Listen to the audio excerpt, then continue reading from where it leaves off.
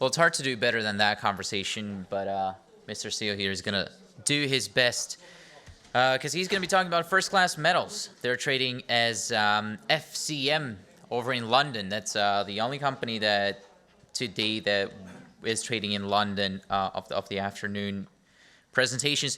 They are also trading in Frankfurt, though. Ticker symbol in Frankfurt is WN9. And they must be doing something right today on their one-on-one meetings because the stock is up 25%, or was up this morning when I looked at it. They're looking for a lot of stuff in Ontario, Canada. So I'm talking nickel, lithium, copper, gold, rare earths. So you have a lot of explaining to do. This is roughly 13.5 million Canadian dollar company, if I did the conversion right today. So, Mark, thank you for being here and come and talk to me. Thank you.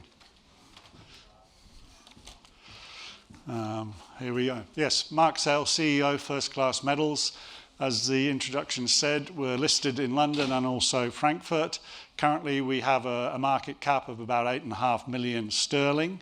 We listed in July last year, so we're very new to the game, shall we say. However, the people involved in the company aren't new to the game. Myself, I've been an explorationist for nearly 30 years in both South America, Australasia, Europe and North America.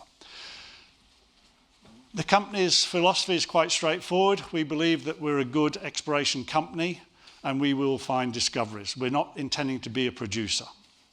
We have 9 properties that we control in northwest Ontario, Canada, 7 of which we have 100% of. This is our second field season. We covered all the properties in the last field season, and this year we intend to be drilling on at least one of those properties. I'm the CEO. I'm backed up by a very strong corporate team as far as the international financing experts are. But yes, I lead the technical part of the things. As I say, I've been associated with exploration and discoveries on 3 continents. Why Canada? Well, it's a safe jurisdiction. Yes, with any jurisdiction, there are hurdles, be they cultural or environmental, but you follow the rules and you'll get by. It also attracts me because the Hemlo area, yes, it hosts the Hemlo gold mine, 23 million ounces past and current production. I don't know of a greenstone belt in the world where you have a plus 10 million ounce deposit and you don't have at least 3 or 4 other million ounce deposits. And I know Barrick is looking to find the next plus 5 million ounce deposit in that belt. So are we. Gold is the backbone of our exploration portfolio, but as you heard, we also have other elements that we're looking for. And I would hasten to say that doesn't mean to say we're unfocused. It just means we have a diverse portfolio. Enable is a small property. It has a historic find of it of 2 grams. We went in there last field season. We not only duplicated that, but we discovered more samples up to 7 grams and 2 ounces of silver, previously undiscovered. It's got a contact that runs through the property, transects the property. There's been very little exploration work done along that contact. So it's wide open. As I say, we not only enhanced and repeated the 2 grammer, we got better results. A lot of work yet to be done on that. It's got some very nice rock samples, as you can see there, shear hosted quartz veins with mafic volcanics, up to 2 ounces silver in with 7 grams of gold. And you can see the contact running through the property.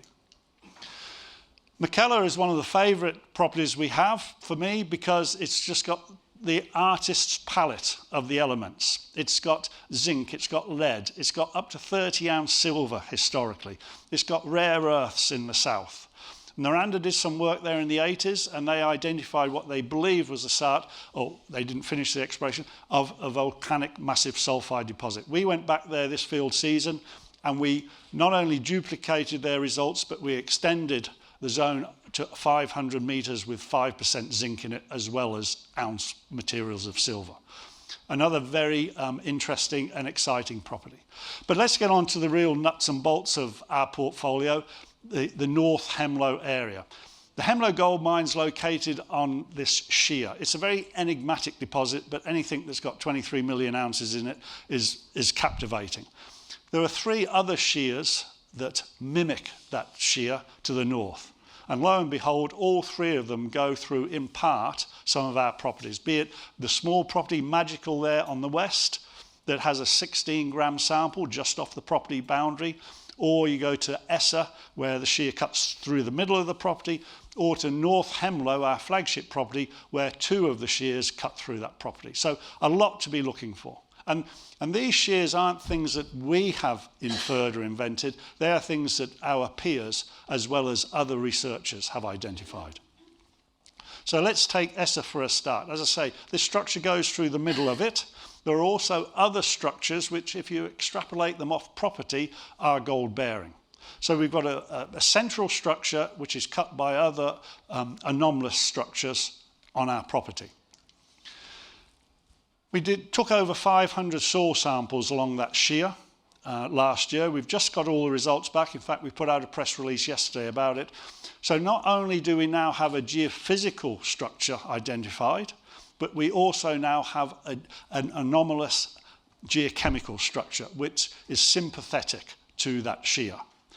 And if you trace one of those northeast structures through the shear, we identified a boulder, which our guys who've worked on the Hemlo gold mine say it's a Hemlo lookalike boulder. It's got 0.7 of a gram in. Okay, it's only 0.7 of a gram, but it's a start. It's a new discovery in an area that historically has no exploration at all. So we're breaking new ground. And it's only 11 kilometres away from Barrick's Hemlo mine. But our flagship property is North Hemlo. We conducted a 4,000 line, low-level, high-resolution magnetic survey over the whole property. But one of the things I'm sure anyone who's researched first-class metals will know is that in the eastern part of our flagship property, we have PESIM 2, which is joint ventured by Palladium 1, who is a known nickel discoverer in the Hemlo belt. And they have posted results double-digit, over 10% nickel over several meters on that property. They've earned 80% of the property. They've spent over $1 million on it, drilled 6,000 meters of diamond core, and they're still exploring it. Their last press release, I think, was really important in so much as they're now posting wide, lower-grade, admittedly, nickel-copper results at low levels, as opposed to the previous high grades, which were deeper. By low, I'm talking 100 meters as opposed to 150, 200 meters. So we've got wide zones of low-grade material near the surface, and we've got high grades leading off them. Also importantly, some of the holes they've drilled are within a couple of 100 meters of our 100% owned property, so not on the joint venture. North Hemlo also holds a gold zone. It's called the Dead Otter Lake Zone. In the far northwest of the zone, there is a historical showing of 3.7 grams gold and nearly 0.5% molybdenum. The molybdenum is important because the Hemlo gold mine, one of its characteristics, and it's not normally a characteristic of orogenic gold, is its high molybdenum. So we've got nearly 0.5% of molybdenum with 3 grams of gold historically. We've traced that trend over 3 kilometers now, and in the southeast end of the trend, we posted 19.6 gram, nearly 20 gram gold sample. It's the highest grab sample ever recorded as far as we can determine in the North Hemlo limb. So we've got 3 kilometers of that to explore. As you can imagine, it will be a focus for us going forward. The Sunbeam gold mine, this is a really incongruous. It ceased production in 1905. The government geologists have sampled the dumps, and they've had up to 3-ounce material off the dumps. We're not sure why it stopped production, possibly because of the logistics. We have an option to purchase it, and we're currently doing a review of the core. It's permitted for drilling, so this is one of our targets for drilling this year. But the Sunbeam mine itself sits on a 15-kilometre trend that goes through the property. There are 2 other trends which also host historic developments, the Roy and the Pettigrew. So we've got like 45 kilometres of potentially gold-bearing trends of ounce material to be explored. As you can imagine, that's going to be a focus of our exploration push this field season. Zigzag. This is a property we signed up only this year. It's again in northwest Ontario. It's got a mapped pegmatite of over 800 metres, up to 20 metres wide. Some of the historic values in limited drilling and surface sampling are up to 2% lithium oxide, as well as some very encouraging tantalum results. Again, this is permitted and it will be the focus of our exploration program going forward. So in summary, 9 properties. Some people would say you're spread thin with 9 properties. However, the total surface area of those properties is 230 square kilometres. 3 of those properties constitute 180 square kilometres. So whilst we've got 9 properties, it's not like we're really running around. All of our properties have sufficient assessment credits, and anyone who understands the Canadian system knows that you have to spend money on your property every year. If you don't, the government takes them back. All of our properties have sufficient assessment credits for this year. So we are in a position whereby we can focus on whichever one of our properties we feel is going to give us the best bang for our buck. Having said that, we have sufficient money in the bank to do what we need to do this year, i.e. explore and undertake a modest drill program. However, yes, we will be going out to the market to raise money in the not too distant, because we firmly believe that the results of that modest drill program will demand more drilling. Very close to our heart is ESG, and again, anyone who works in Canada will understand that interaction, involvement, synergy with the First Nations is paramount if you want to get on. I've taken on the liaison with the First Nations, and I've had either Zooms or face-to-face meetings with the 6 First Nation groups that have traditional claims over the areas where we're working.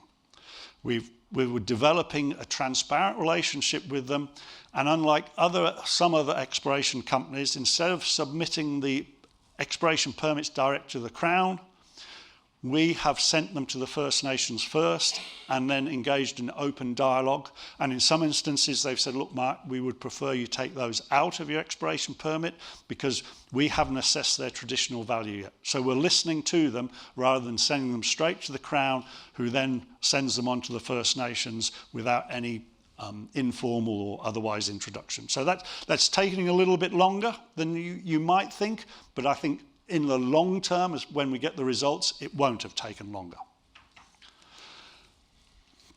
I mentioned at the beginning capital share structure. There's about nearly 80 million shares on issue. It does go up and down because people are exercising warrants, which is very nice. We listed in July last year, as I said, at 10 pence. Yes, I think we did trade up to 15 pence today, and we have traded up to 18 pence. So we haven't traded below our listing price since we listed. So I think in current markets, we're not doing too badly in that regard. In conclusion, we're working in a safe jurisdiction. The company has amassed an interesting portfolio because it's diverse. It's got gold as a backbone, but it's got other boutique as well as battery metals in there. We have the accolade of one of our peer discoverers wanting to have part of our property. We also won the Ontario Junior Explorers Program grant, which they have $5 million to distribute every year. Maximum they can give out is $200,000. We were awarded the maximum $200,000. As far as we're aware, it's the first time a UK-listed company has ever been given that grant. So we're the poster boys for the Ontario government as well. We've got a great technical team, great management team. We've got money in the bank. We've got good properties. They're all valid. We're going out there and drilling them this year. Any questions?